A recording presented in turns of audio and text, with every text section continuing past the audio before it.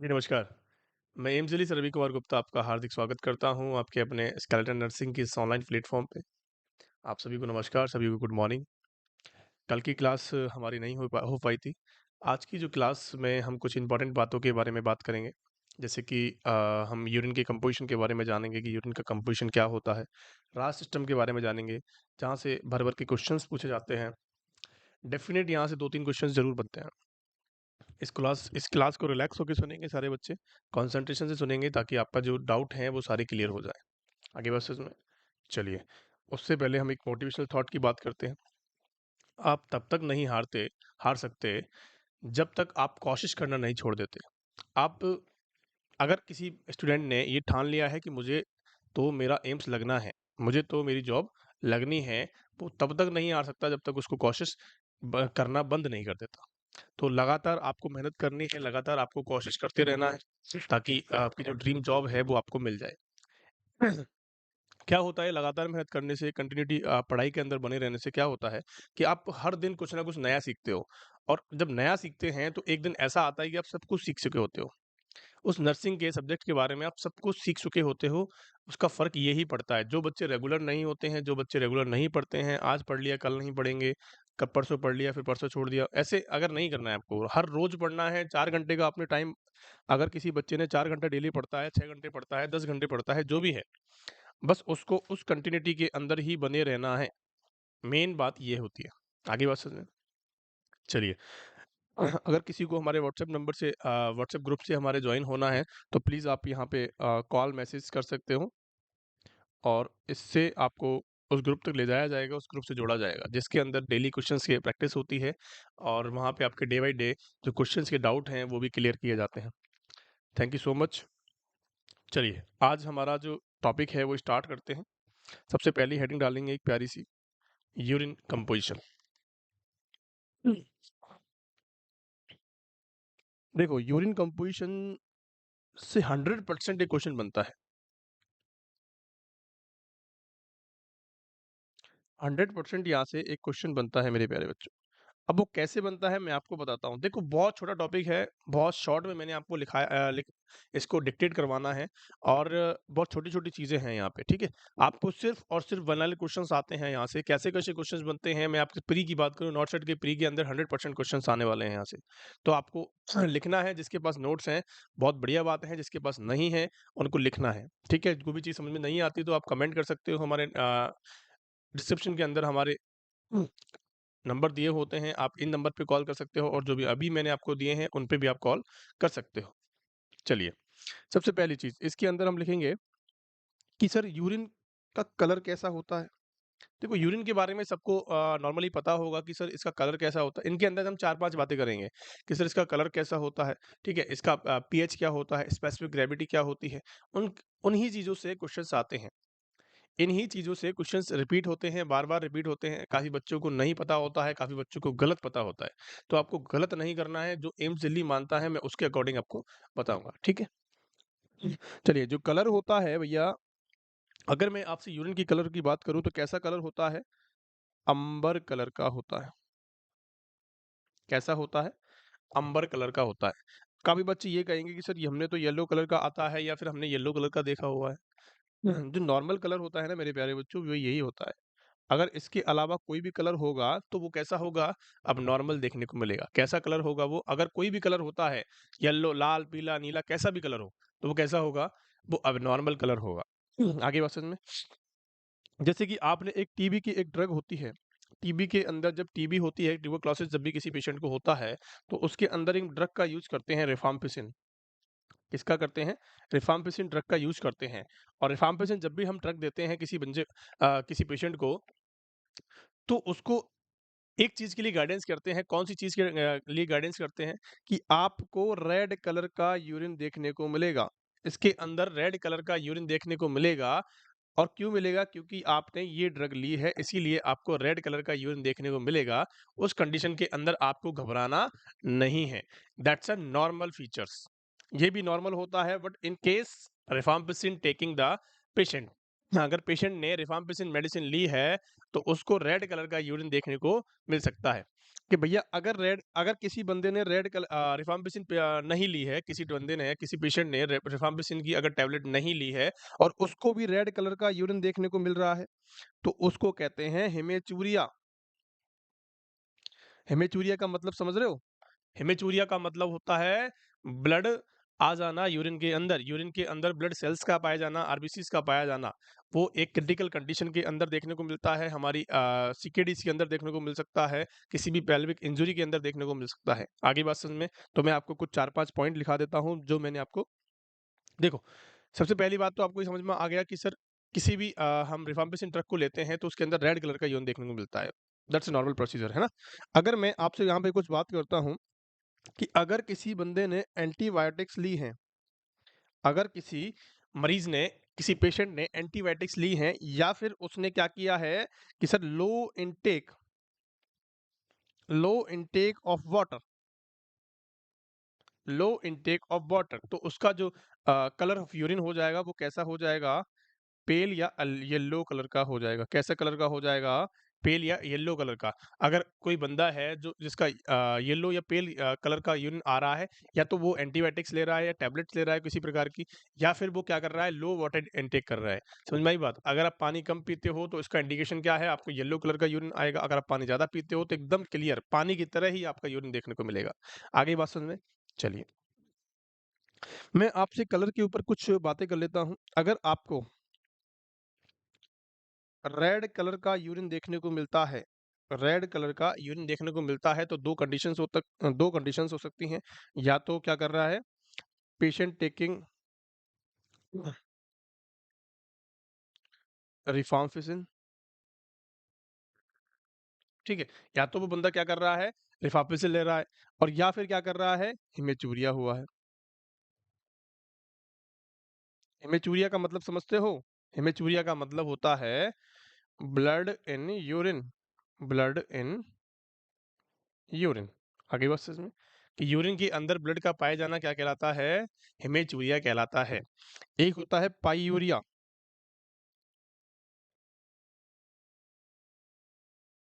पाइयूरिया का मतलब क्या है? पाइयूरिया का मतलब होता है पस इन यूरिन। क्या होता है? पस इन यूरिन। यूरिन के अंदर पस का मिल जाना क्या कहलाता है? पाइयूरिया कहलाता है। ठीक है, ये टर्मिनोलॉजी जो मैं आपको लिखा रहा हूँ ये बहुत इंपॉर्टेंट है। यहाँ से छोटे छोटे क्वेश्चंस बनते हैं, बहुत अच्छे अच्छे क्वेश्चंस बनते हैं। अगर आप किसी भी छोटे क्वेश्चन को इजी क्वेश्चन को गलत करते हो तो आप काफी बच्चों से पीछे चले जाते हो। तो कभी भी इजी क्वेश्चंस को लाइटली नहीं लेना है, अच्छे से पढ़ना है और अच्छे से आपको मार्क्स लाने हैं। पाइयूरिया का मतलब मैंने आपको बताया। एक होता है ग्लूकोसूरिया। क्या होता है मेरे प्यारे बच्चों? ग्लूकोसूरिया। ग्लूकोसूरिया का मतलब होता है, क्या होता है ग्लूकोसूरिया का मतलब? कि ग्लूकोज इन यूरिन, ग्लूकोज या शुगर इन यूरिन, कि यूरिन के अंदर शुगर का पाया जाना या ग्लूकोज का पाया जाना क्या कहलाता है? ग्लूकोसूरिया कहलाता है। आगे बात समझ में? एक होता है प्रोटीन यूरिया। मैंने आपको पिछली क्लासेस में बताया था जब मैंने एनाटॉमी के बारे में आपको बता रहा था, किडनी के एनाटॉमी के बारे में, ग्लूमेरुलस के बारे में, नेफ्रॉन्स के बारे में जब बता रहा था, तो प्रोटीन जो होता है, प्रोटीन के जो मॉलिक्यूल्स होते हैं, प्रोटीन और आरबीसीज के जो मॉलिक्यूल्स होते हैं वो मोटे मोटे होते हैं। साइज में कैसे होते हैं प्यारे बच्चों? बड़े होते हैं। और जो हमारी ग्लोमेरुलस की छलनी होती है, छलनी जो होती है वो छान नहीं सकती उनको, क्योंकि उनकी जो छेद होते हैं, उनके जो छिद्र होते हैं, उनके जो पोर्स होते हैं, जिनके होल्स होते हैं, वो कैसे होते हैं? वो छोटे छोटे होते हैं। तो उनसे वो निकल नहीं सकते प्रोटीन के और आरबीसीज के जो मॉलिक्यूल्स होते हैं वो उनसे छन नहीं सकते या निकल नहीं सकते। अगर किसी बंदे के अंदर प्रोटीन यूरिया या फिर हम कह सकते हैं हेमीचूरिया की कंडीशन है तो कोई ना कोई अबनॉर्मल कंडीशन जरूर है, इसीलिए वो क्या हो रहे हैं वहां से छन के वापस बाहर आ रहे हैं। आगे बात समझ में? तो ये not a physiological condition. Glucose is a glucose urea is a physiological condition, ये हो सकता है, लेकिन प्रोटीन यूरिया किसी की कंडीशन में नहीं हो सकता। अगर कंडीशन में होगा तो किसी पेल्विक इंजरी की वजह से होगा, या फिर किसी के नेफ्रॉन के स्ट्रक्चर में प्रॉब्लम से होगा, या फिर हम कह सकते हैं नेफ्रॉन की डैमेज होने की वजह से हो सकता है। आगे बात समझ में? जैसे कि मैंने आपको ओबीजी के अंदर बताया था प्रोटीन यूरिया कहाँ देखने को मिलता है, कि सर एक्लम्शिया और प्री एक्लम्शिया के अंदर देखने को मिलता है। मिलता है या नहीं मिलता है? बहुत बढ़िया। और जब भी आपका प्रोटीन बाहर निकलता है जब भी आपका प्रोटीन यूरिन की तरफ बाहर निकलता है, तो आपको एडिमा देखने को मिलता है बॉडी के अंदर, क्योंकि ये क्या काम करता है, एल्बुमिन जो प्रोटीन होती है, वो क्या काम करती है, हमारे ऑन्कोटिक प्रेशर को मेंटेन करने का काम करती है। ऑन्कोटिक प्रेशर क्या होता है मेरे प्यारे बच्चों? ऑन्कोटिक प्रेशर की आप बात करोगे तो एक प्रेशर होता है जो कि फ्लूइड को बांधे रखने का काम करता है अपनी सेल्स के अंदर। अपनी सेल्स के अंदर क्या रखने का काम करता है? बांधे रखने का काम करता है। अब जब हमारे पास प्रोटीन नहीं होगी और वो कम हो जाएगी, तो वो जो बॉन्ड्स होते हैं, जो बांध के रखा था प्रोटीन ने, वो खुल जाएगा। अब जब खुल जाएगा तो फ्लूइड क्या देखने को मिलेगा? हमारे इंटरस्टिशियल स्पेस के अंदर भर जाएगा और आपको एडिमा देखने को मिलता है। आगे बात समझ में? चलिए, प्रोटीन यूरिया का मतलब होता है प्रोटीन इन यूरिन। सिंपल सी बात है। इन चारों पॉइंट्स को आप लिख लेंगे अपने कॉपी में कहीं पे भी, ताकि आपको याद हो जाए। आगे बात समझ में मेरे प्यारे बच्चों? चलिए, आगे की तरफ चलते हैं। हमने कलर के बारे में काफ़ी कुछ देख लिया है। बहुत बढ़िया। अब हम बात करते हैं सर स्पेसिफिक ग्रेविटी क्या होगी? कि सर इसकी स्पेसिफिक ग्रेविटी क्या होने वाली है? अगर मैं आपसे स्पेसिफिक ग्रेविटी की बात करूँ तो 1.0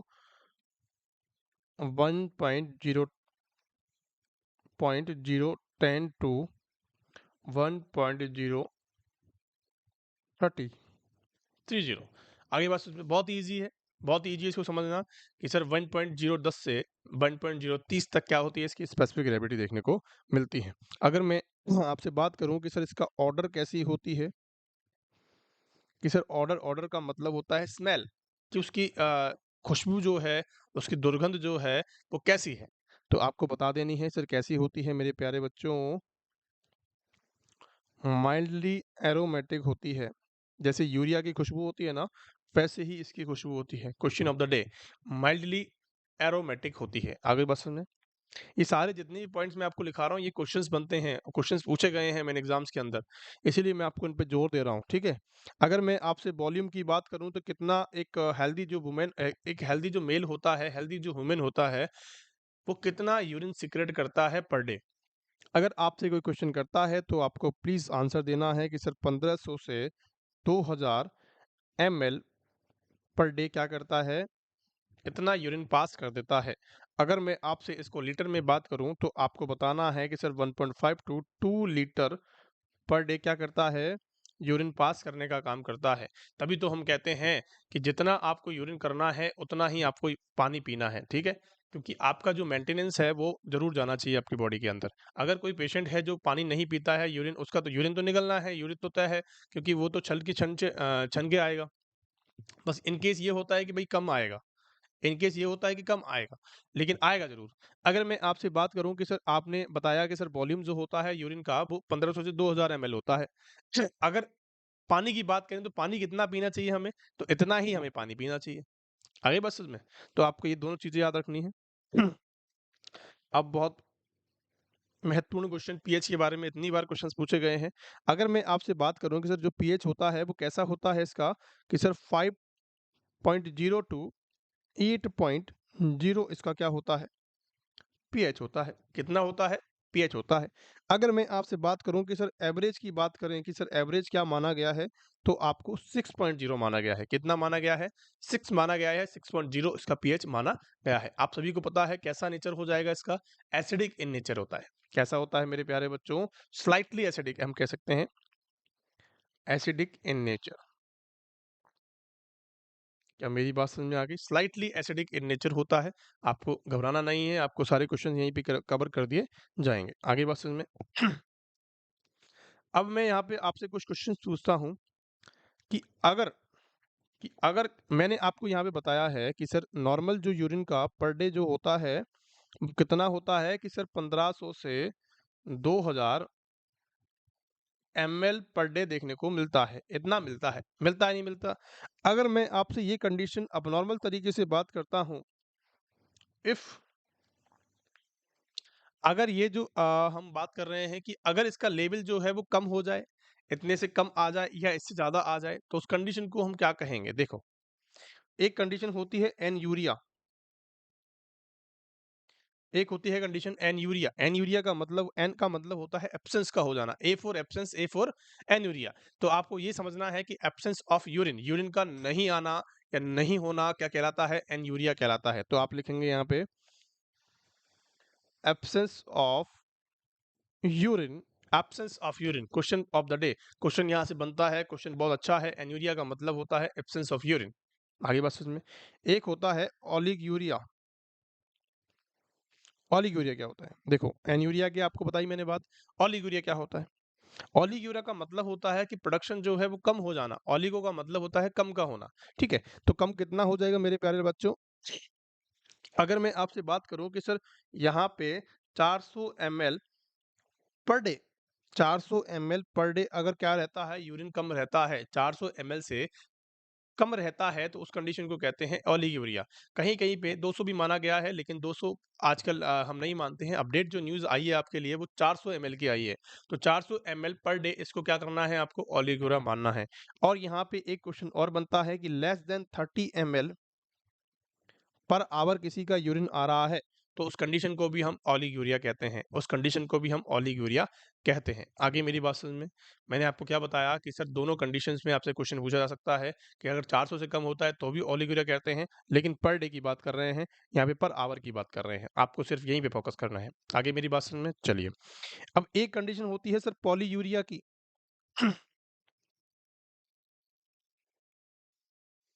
कि सर कौन सा होता है बच्चों? कि सर पॉलीयूरिया, पॉली का मतलब होता है ज्यादा का हो जाना। तो कितने से ज्यादा? मोर देन 2000 ml से ज्यादा हो जाना क्या कहलाता है? Per day. ml per day से ज्यादा हो जाना क्या कहलाता है बच्चों? पॉलीयूरिया कहलाता है। क्या आपको मेरी बात समझ में आ गई? अगर आपसे अगर क्वेश्चन एग्जैक्ट पूछा जाता है कि दो दो से ज़्यादा नहीं होता, 3 से ज़्यादा अगर होता है, 3 या 3.5 से बीच में होता है, तो उस कंडीशन को हम कहते हैं पॉलीयूरिया कहते हैं। आगे बात में अगर रेंज की बात करें तो आपको बताना है कि सर 3 से 3.5 लीटर पर डे। आगे बात में इतना अगर यूरिन पास करता है कौन? कोई पेशेंट अगर इतना यूरिन पास कर रहा है, इसका मतलब उसको ओलिगोरिया की सॉरी पॉलीयूरिया की कंडीशन पैदा हो चुकी है। क्या मेरी बात समझ में आ गई? चलिए, बहुत बढ़िया। ये तीनों चारों क्वेश्चंस जो हैं वो आपको याद कर लेने हैं ताकि आपको कोई दिक्कत ना आए। चलिए, अब मैं आपको कुछ पॉइंट लिखाता हूँ। नॉर्मल यूरिक एसिड लेवल कितना होता है? क्वेश्चन बनता है यहाँ से, इसके अंदर क्या पाया जाता है? यूरिक एसिड पाए जाते हैं। पाए जाते हैं यूरिया, यूरिक क्रिएटिनिन वगैरह सब पाए जाते हैं। तो नॉर्मल जो यूरिक एसिड लेवल होता है वो कितना होता है मेरे प्यारे बच्चों? तो आपको बता देना है। नॉर्मल जो यूरिक एसिड लेवल होता है वो 4 टू 8.5 mg पर डीएल होता है। कितना होता है? कि सर 4 टू 8.5 mg पर डीएल होता है। क्या मेरी बात समझ में आ गई? मैंने आपको क्या बताया कि sir normal uric acid level कितना होता है? तो आपको बताना है कि सर 4 से 8.5 mg पर डीएल होता है। आगे बात समझ में। अगर मैं आपसे नॉर्मल यूरिया की बात करूं कि सर नॉर्मल यूरिया लेवल कितना होता है? नॉर्मल यूरिया लेवल कितना होता है? तो आपको बताना है कि सर 8.5 से कि सर 8.5 से लेके 25 mg पर डीएल होता है। दोनों बातों को आपको रट लेना है, दोनों बातों को गांठ बांध लेनी है। क्या मेरी बात समझ में आ गई? चलिए, अगर मैं आपसे क्रिएटिनिन की बात करूं कि सर क्रिएटिनिन का नॉर्मल लेवल कितना होता है, तो आपको बता देना है कि लेस देन 1.2 mg पर डीएल होता है। कितना होता है? लेस देन 1.2 mg पर डीएल होता है। या फिर हम कितना मान सकते हैं कि सर एक 0.6 टू 1.2 mg पर डीएल मानते हैं। कितना मानते हैं? कि सर इतना मानते हैं। और यही हमारा बिलिरुबिन का लेवल होता है। इज ऑल्सो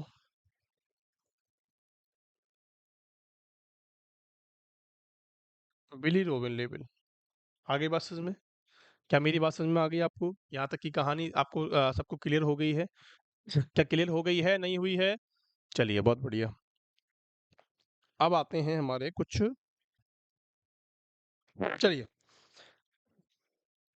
दूसरे फंक्शन की बात करते हैं। हमने सिक्रेटरी फंक्शन को देखा, ठीक है, एक्सक्रीटरी फंक्शन को देख लिया। अब हम बात करते हैं होम्योस्टेसिस फंक्शन की। होम्योस्टेसिस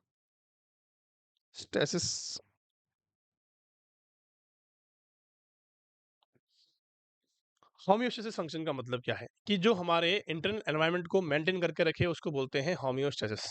जो हमारे बॉडी के इंटरनल एनवायरनमेंट को मेंटेन करके रखे, जैसा एनवायरनमेंट चाहिए उसको वैसा ही बना के रखे, तो उसको कहते हैं होम्योस्टेसिस। आगे बात समझ में? तो चलिए एक बात यहाँ पे बताता हूँ मैं आपको, देख एक बात मैं आपको यहाँ पे बताता हूँ कि जैसे हमारा रास सिस्टम होता है, जैसे रेनिन एंजियोटेंसिन सिस्टम जो होता है वो क्या करता है, वो हमारे सोडियम को NH2O को मेंटेन करके, वो हमारे सोडियम को मेंटेन करके बीपी को क्या करता है, इंक्रीज करने का काम करता है नहीं करता है।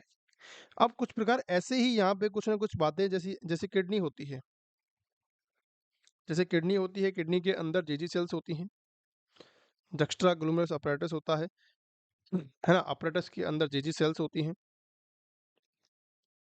ठीक है। अब जेजी सेल्स होती हैं तो ये क्या करती हैं बच्चों, रेनिन सीक्रेट करती हैं, रेनिन सीक्रेशन करती हैं। अब रेनिन सीक्रेशन क्यों होता है, रेनिन जो सीक्रेशंस होते हैं ये क्या करते हैं, एक्टिवेट करते हैं, एक्टिवेट रास सिस्टम, एक्टिवेट रास सिस्टम। अब जब रास सिस्टम एक्टिवेट होता है तो कौन कौन सी कंडीशंस आपको देखने को मिलती हैं, देखो जब रास सिस्टम एक्टिवेट होता है सबसे सबसे पहला जो बीपी होता है, कब होता है, जब हमारा रास सिस्टम को एक्टिवेट करने का काम करती है। आपको सिर्फ इतना ही समझना है, मैं आपको डिटेल में और बताऊंगा, ठीक है। आपको सिर्फ इतना ही समझना है कि सर रास सिस्टम जो एक्टिवेट होता है, अब भैया यहाँ पे लिखेंगे रास सिस्टम,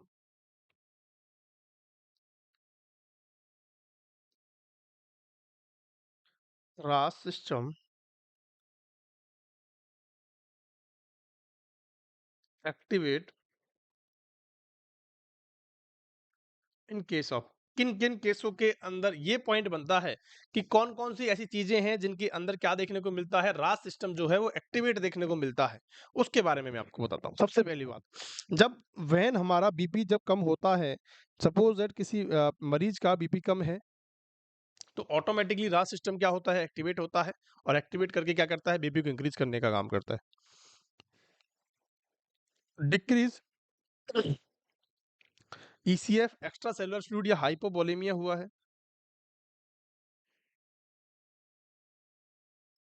दोनों ही बातें सेम है, दोनों ही बातें सेम है। अगर किसी पेशेंट को हाइपोवोलेमिया होगा तो बीपी क्या हो जाएगा उसका, बीपी क्या हो जाएगा, कम हो जाएगा, होगा या नहीं होगा, चलिए बहुत बढ़िया।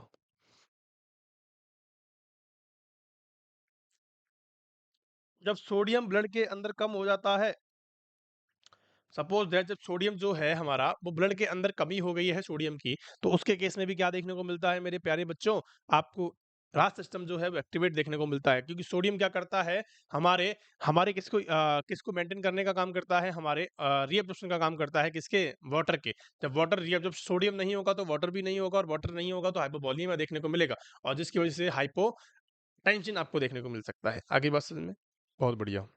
अब चलिए, अब हम बात करते हैं रास सिस्टम के बारे में, बात करते हैं। अगर ये तीनों कंडीशंस होती हैं, सपोज दैट किसी पेशेंट को क्या हुआ है, बीपी कम हुआ है, सोडियम कम हुआ है, ECF क्या हुआ है, डाउन हुआ है, या हाइपोवोलेमिया हुआ है, जब भी ये सिस्टम आता है, व्हेन सिस्टम्स अकर, अगर ये सिस्टम आता है, ये कंडीशंस बनती है पेशेंट के अंदर, तो क्या होता है कि एक्टिवेट होती हैं, एक्टिवेट ऑफ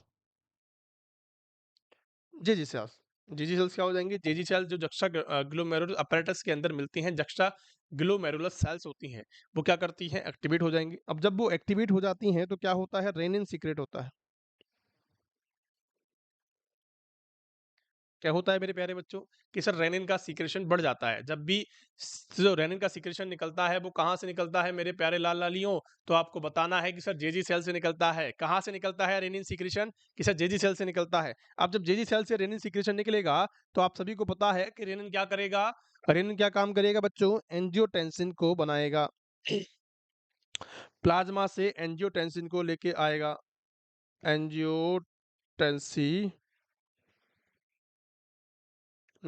कहाँ से आएगा, कि सर प्लाज्मा से आएगा। कहाँ से आएगा मेरे प्यारे बच्चों, कि सर प्लाज्मा से किसको लेके आएगा, एंजियोटेंसिनोजन को लेके आएगा। अब जब एंजियोटेंसिनोजन आ जाएगा तो क्या होगा, तो रेनिन क्या करेगा इसको, एंजियोटेंसिनोजन को एंजियोटेंसिन फर्स्ट में कन्वर्ट करने का काम करेगा। तो रेनिन क्या करेगा, तो renin convert angiotensinogen to angiotensin first. क्या मेरी बात समझ में आई? मैंने आपको क्या बताया कि रेनिन जो हमारा जो एंजाइम कहाँ से निकला था, हमारे जीजी सेल से निकला था। अब जो रेनिन एंजियोटेंसिन जो होता है वो एंजियोटेंसिन को लेके आता है प्लाज्मा से, और रेनिन जो एंजियोटेंसिन को लेके आ रहा है कहाँ से, प्लाज्मा से। अब वो क्या करेगा कि रेनिन जो है तो उसको कन्वर्ट करेगा अपनी जगह पे लाके एंजियोटेंसिन फर्स्ट के अंदर। ठीक है, जब फर्स्ट के अंदर भी काम नहीं होता है, जब फर्स्ट के अंदर से काम नहीं होता है तो यहाँ पे एक एसी ही एंजाइम आता है। एसी ही एंजाइम का मतलब होता है angiotensin converting enzyme. Angiotensin converting enzyme में यहाँ लिख देता हूँ, एंजियोटेंसिन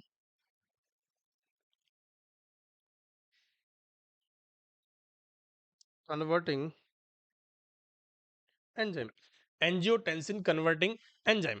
ठीक है, अब ये क्या करेगा, एंजियोटेंसिन फर्स्ट को कन्वर्ट करेगा एंजियोटेंसिन सेकंड के अंदर।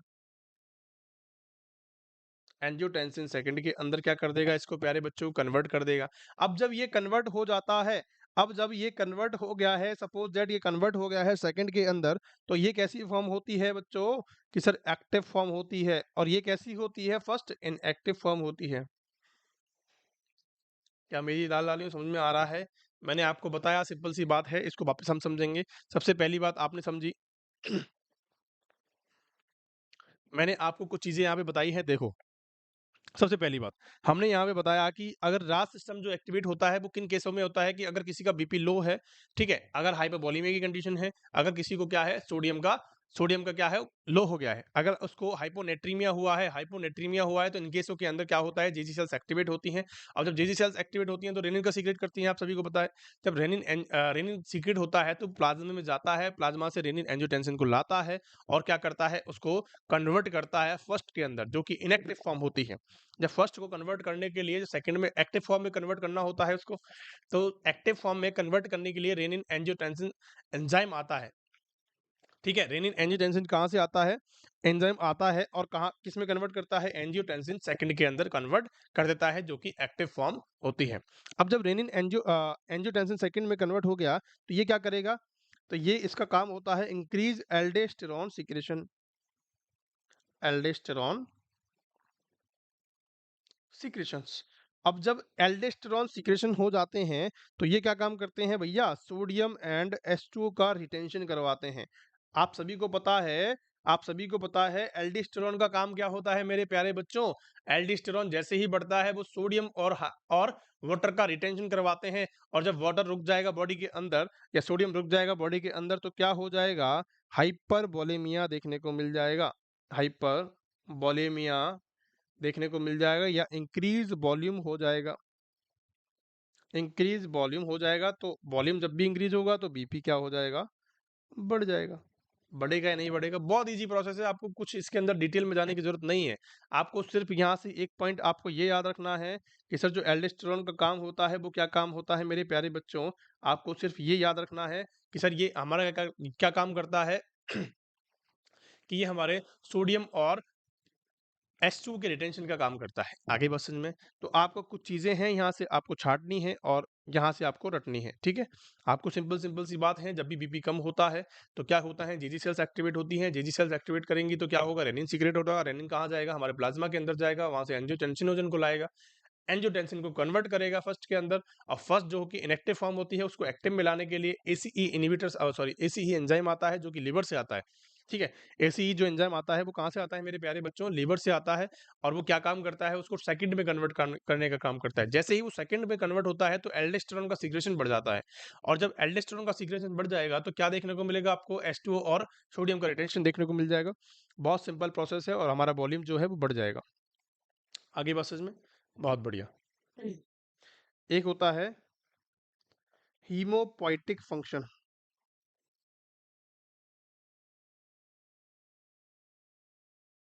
हीमोपोइटिक फंक्शन क्या होता है, मैं आपको बताता हूँ। देखो, दो टाइप की चीजें होती हैं, एक दो टाइप की सेल्स पाई जाती हैं। एक तो पाई जाती हैं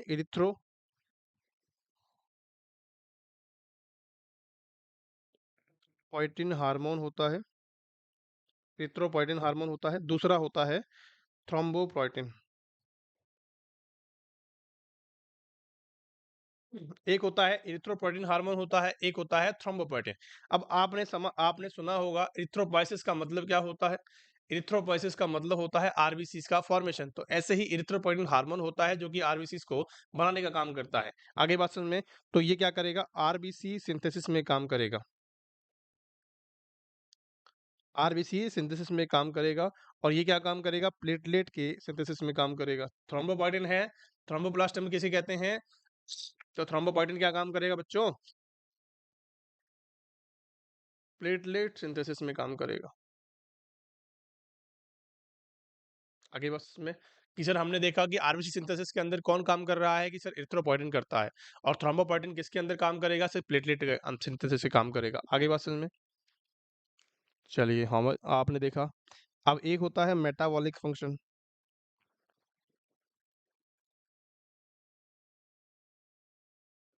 मेटाबॉलिक फंक्शन का मतलब क्या होता है? कि सर ग्लूकोनियोजेनेसिस। ग्लूकोनियोजेनेसिस का मतलब होता है ग्लूकोज के नए क्या करता है? ग्लूकोज को बनाने का काम करता है। आगे बात समझ में, तो ग्लूकोनियोजेनेसिस काम करता है। और कैल्सिट्रियोल या विटामिन D3 का काम करता है। विटामिन डी बनाने का काम करता है। कैल्सिट्रियोल का मतलब विटामिन डी को बनाने का काम करता है, ग्लूकोज को बनाने का काम करता है। आगे बात समझ में, एक होता है एक होता है एंडोक्राइन फंक्शन। अब एंडोक्राइन जो फंक्शन होता है मेरे प्यारे बच्चों, उसके अंदर क्या होता है? देखो, ये कुछ एंडोक्राइन के अंदर मैं आपसे बात बताऊं तो देखो, सबसे पहला मैंने आपको बताया कि सर इथ्रोपोइटिन बनाते इरिथ्रोपोइटिन बनाने का काम करता है, थ्रोम्बोपोइटिन बनाने का काम करता है, ठीक है, रेनिन बनाने का काम करता है, और कैल्सिट्रायोल बनाने का काम करता है, मतलब कि विटामिन डी बनाने का काम करता है। आगे बात समझ में, इन चारों बातों की आपको मतलब समझ में आ गया। मैंने आपको बताया एरिथ्रोपोइटिन जो हार्मोन है वो आरबीसीज बनाएगा। ये क्या बनाएगा बच्चों? कि सर आरबीसीज बनाएगा। आगे जाके ये प्लेटलेट बनाने का काम करता है। ये क्या करेगा? प्लेटलेट बनाने का काम करेगा। ये बीपी को इंक्रीज करने का काम करता है। आगे बात समझ में, तो यही हमारा जो फंक्शंस थे हमारे सारे कंप्लीट हो चुके हैं। सबसे जो मेजर फंक्शंस था हमारा कौन सा था? एक्सक्रीटरी फंक्शन, जिसके अंदर यूरिन फॉर्मेशन का काम होता है। उसके बारे में डिटेल से पढ़ना था, हमने पढ़ लिया। ठीक है। अब जो बाकी की बातें हैं, जो बाकी के हमारे हम कह सकते हैं कि जो फंक्शंस हैं वो इतने ज़्यादा इंपॉर्टेंट नहीं है। आपको सिंपल सिंपल भाषा में मैंने आपको बता दिया है। यहाँ से जो क्वेश्चंस इंपॉर्टेंट आते हैं वो रास सिस्टम से आते हैं और यूरिन फॉर्मेशन के अंदर आते हैं। तो thank you so much. Class पसंद आई हो तो please like share and subscribe करेंगे हमारी क्लास को। अपने दोस्तों के साथ शेयर करेंगे ताकि हमें और आपको दोनों को मोटिवेशन मिलता रहे, हमें आगे बढ़ने का मौका मिले, ताकि हम आपके लिए अच्छे से अच्छा कंटेंट हमेशा लेके आगे रहें। Thank you so much. पढ़ते रहें और बढ़ते रहें।